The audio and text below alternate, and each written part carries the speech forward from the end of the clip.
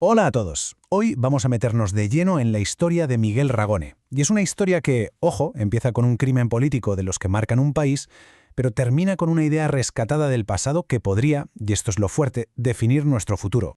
Vale, para empezar a entender la magnitud de esto, hay que quedarse con un dato que es central y, la verdad, pone los pelos de punta. En toda la historia de Argentina, solo un gobernador constitucional ha sido desaparecido.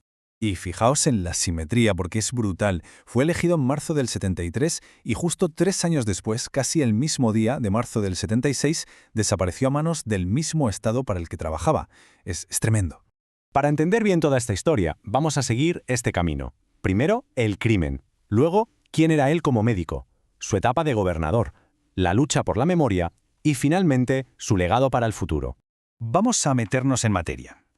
La mañana del 11 de marzo de 1976, o sea, solo 13 días antes del golpe militar que lo cambiaría todo en Argentina, Miguel Ragone iba de camino a su trabajo en el hospital y fue secuestrado de forma violenta, así, sin más.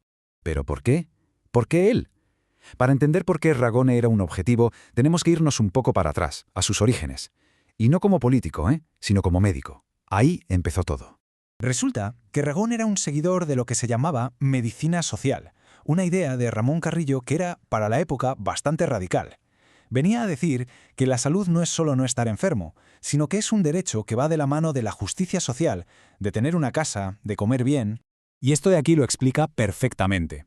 Él fue director de un hospital psiquiátrico en los años 50 y, le dio la vuelta a todo. Pasó del modelo tradicional, el del manicomio, donde el paciente era casi un objeto aislado y castigado, a un modelo centrado en la persona, en la comunidad, en que pudiera volver con su familia, a su trabajo, una auténtica revolución. Pues bien, esta misma forma de pensar, esta filosofía centrada en las personas, es la que se llevó a la política cuando fue gobernador de Salta. Y, como os podéis imaginar, fue un mandato breve pero intenso. Ojo al dato. Un 57% de los votos. O sea, llegó al poder con un apoyo popular masivo.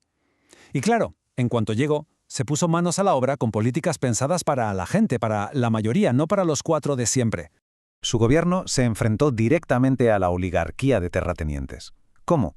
Pues creando empresas públicas para gestionar los recursos, como Salta Forestal. También intentó sacar a Salta de su aislamiento económico y, sobre todo, abrió las puertas del gobierno a la gente más humilde.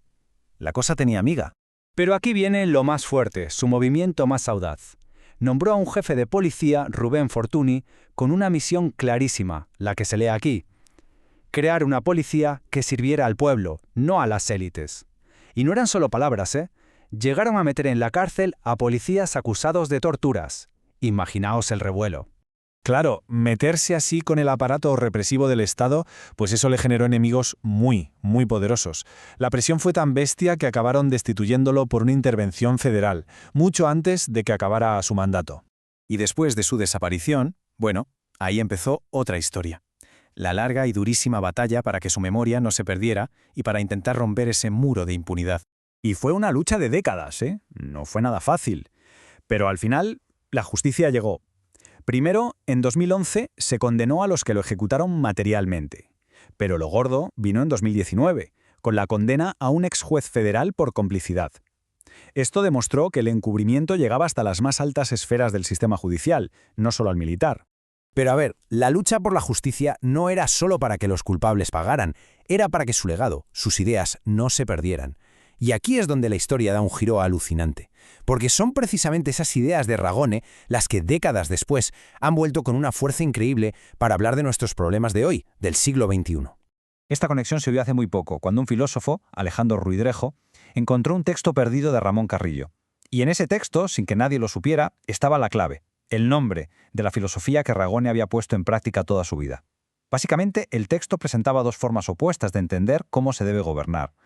La primera idea se llama cibernología. Quedémonos con el concepto. Es la ciencia del gobierno de los hombres por los hombres. O sea, un gobierno que se basa en la cooperación, en el bienestar de todos, no en que todo sea supereficiente y ya está.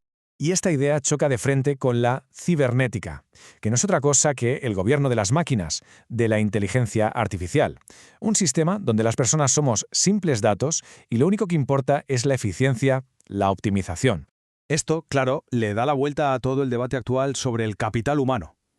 El legado de Ragone y Carrillo viene a decir, Ojo, que las personas no son una mercancía para el mercado, no son un recurso que explotar.